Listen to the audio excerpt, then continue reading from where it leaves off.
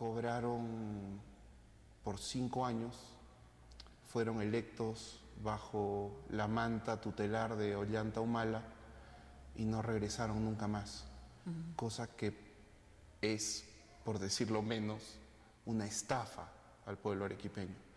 Pero bueno, eso me permitió entrar un poco a las provincias, moverme. ¿Y cómo usted podía solucionar esa falta de representatividad? ¿Cómo lo hizo? Bueno, en realidad no lo podía hacer del todo, porque era un funcionario del Congreso, y los fines de semana lo que hacía era que salía a las provincias de Arequipa, me reunía con los alcaldes que necesitaban apoyo. En realidad todos necesitaban apoyo, pero algunos lo aceptaban y otros no. Y tramitábamos, el Congreso de la República aprueba el presupuesto general de la República una vez al año. Así es. Eso le permite a los congresistas negociar proyectos de infraestructura que les parecen importantes para las provincias. En ese sentido, yo recogía algunas de las necesidades de las provincias y le pedía a mi bancada que dentro del paquete de proyectos que se pedía se aumentaran los proyectos de Arequipa. ¿Y qué proyecto logró hacer Hemos logrado aumentar, muchísimos proyectos. Hemos logrado... Díganos unos cuantos. Hemos logrado un proyecto de agua y desagüe para Lomas. Voy a ir de norte a sur. Un proyecto de agua y desagüe para Lomas. Hemos logrado agua y desagüe para Chala, Cháparra, Jaquí. Hemos logrado el Instituto Tecnológico de Chala, que se está construyendo en este momento y que es la obra más cara que logramos meter para Arequipa. Hemos logrado un proyecto de encauzamiento del río Defensas Ribereñas y irrigación para la zona de Chuquibamba. Logramos un puente que unía Huancarqui con un anexo que tiene Huancarqui al otro lado del río para el lado de Aplao, pero que no tiene comunicación con Aplao. ¿Y a través de qué congresista se logró? De la bancada fujimorista. Esto se lograba básicamente... ¿Ninguno en particular? Alguien interesado en Arequipa tendría que ser, ¿no? El interesado en Arequipa era yo, y básicamente los congresistas de la bancada que estaban en la comisión de presupuesto, que han sido distintos. Fue la congresista Chacón primero, después fue el congresista Reatey, después fue el congresista Pando, después fue Keiko. Pero cuéntenos, después fue esto Carlos que usted Raffo. Me menciona, me sorprende un poco, porque quien es encargado de proponer el presupuesto al Congreso de la República es el Poder Ejecutivo. Y quienes formulan sus presupuestos cada año son cada municipio distrital, provincial, la región. ¿Cómo es del Congreso? Dicen, falta agua acá, démosle agua acá. ¿Cómo ocurre ese proceso? Ese es justamente el trabajo de representación, que efectivamente me encantaría que los periodistas preguntaran más sobre él, porque en realidad la mayoría de gente no lo entiende.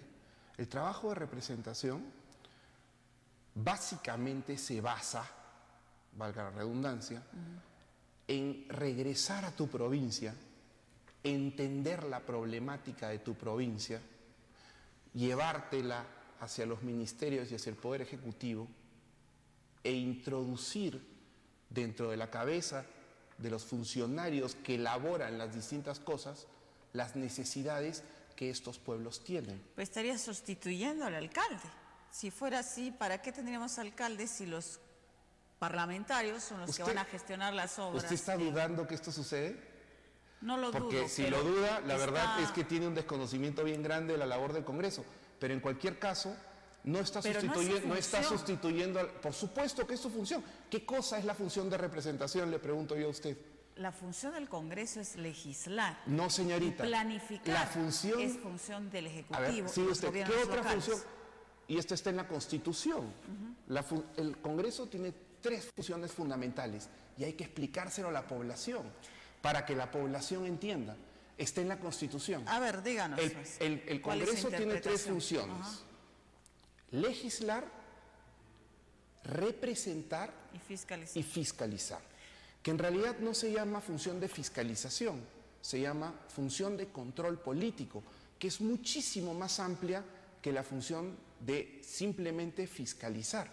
El control político es el control de la política pública que emana del Ejecutivo.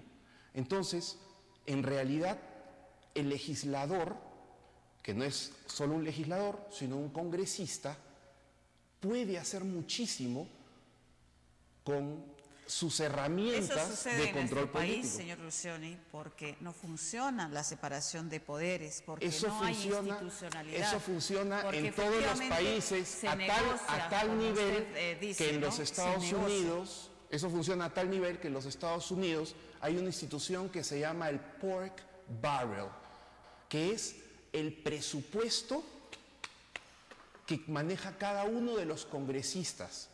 En Gran Bretaña, el Congreso también tiene facultades de gasto, con lo que hace obras directamente.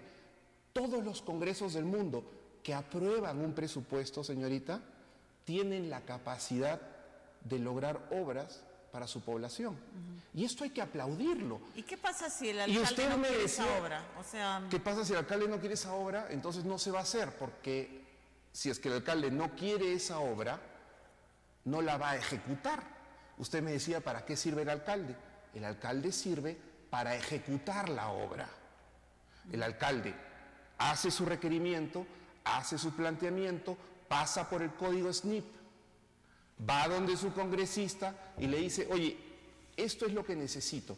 Si es que el sistema funciona, entonces el congresista en su labor de representación agarra el pedido del alcalde y empieza a tratar de incluir... Ahora sí nos estamos entendiendo, pero no es que tenga iniciativa de gasto el congresista. O sea que usted como congresista va y dice, quiero un puente sobre el río Chile, y va y nos trae el puente. Yo no le he dicho que el congresista tiene iniciativa de gasto, le he dicho que el congresista tiene labor de representación.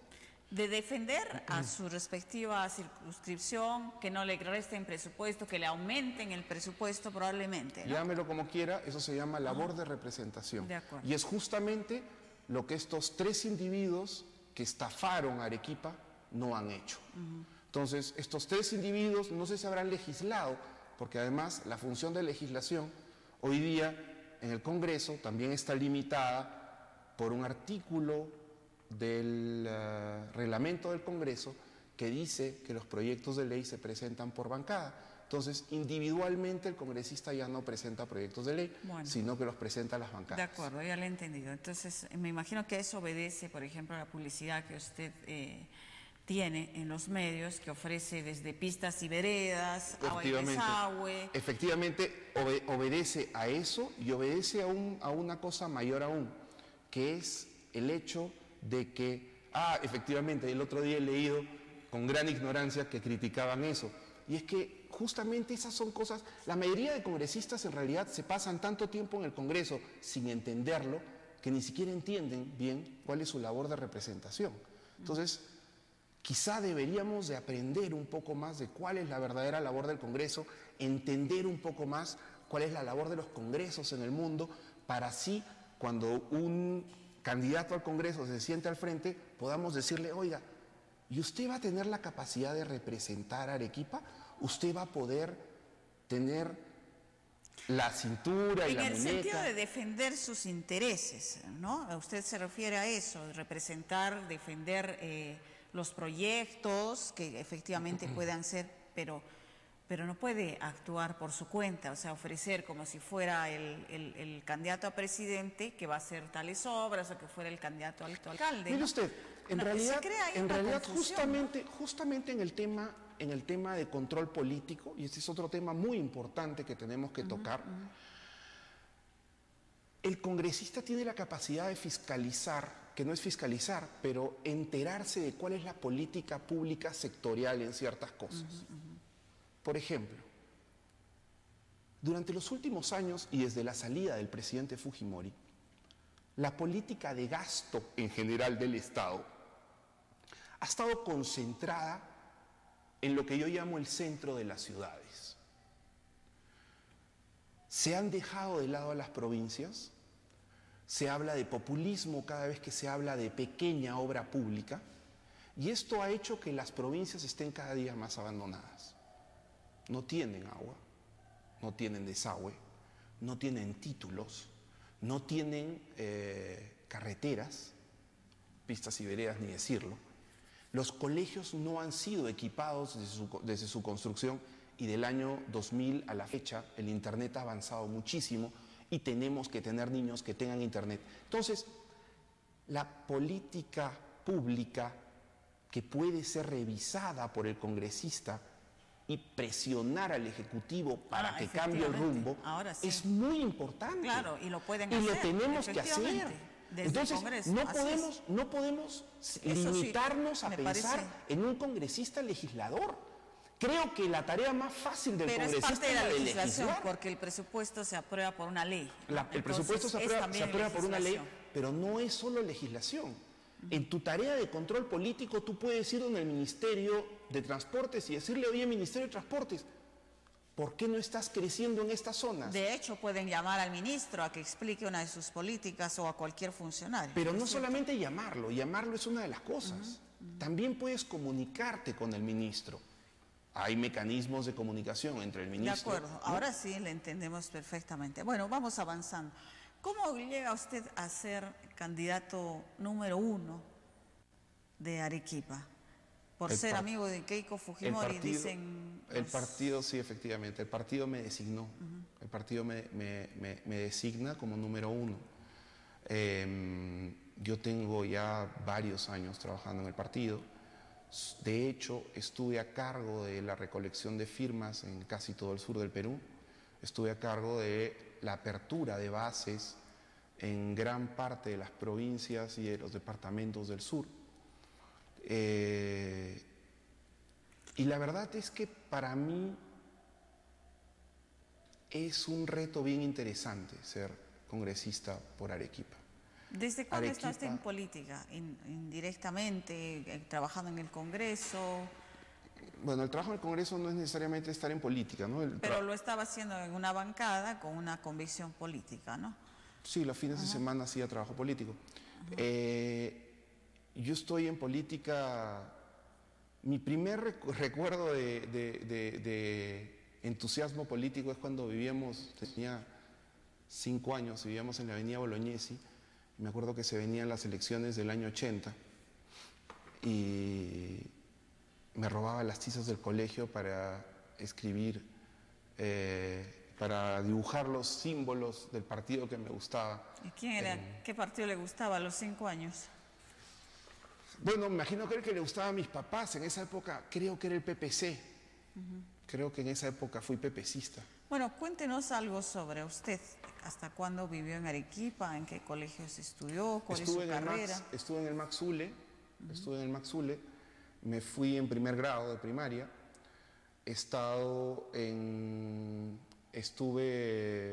Mi papá decía que yo estaba internado en Lima, porque en realidad yo pasaba en Lima el tiempo del colegio, el resto del tiempo estaba en Arequipa. Mis amigos, hasta el día de hoy, mis más importantes amigos son arequipeños.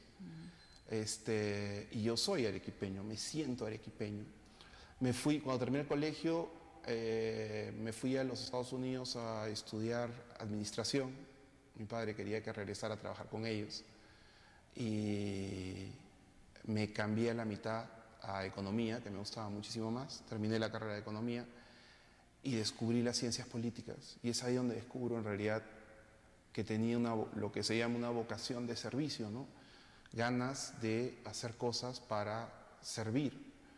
Es en ese proceso que un grupo de amigos arequipeños me presenta a Keiko y empiezo a trabajar con ella como practicante en el año 98 en Palacio. Y desde ahí hemos trabajado juntos.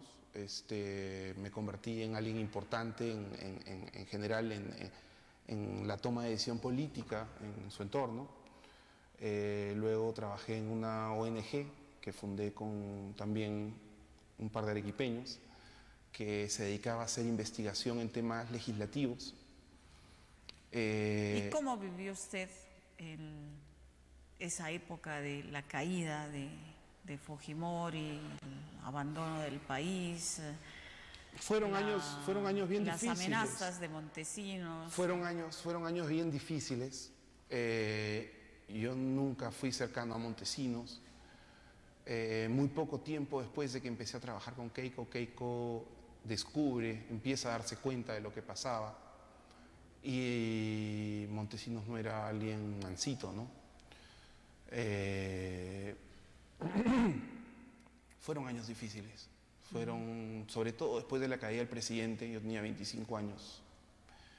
Y la SUNAT me citaba una vez al mes para revisarme, sabe Dios qué, porque por lo menos 6 meses no conseguí trabajo y por supuesto que nadie tenía ganas de darle trabajo a alguien que había trabajado para el presidente Fujimori. A un fujimorista. Es ahí que, efectivamente, es ahí que decido, con amigos de mi padre, fundar la ONG y empezamos a trabajar.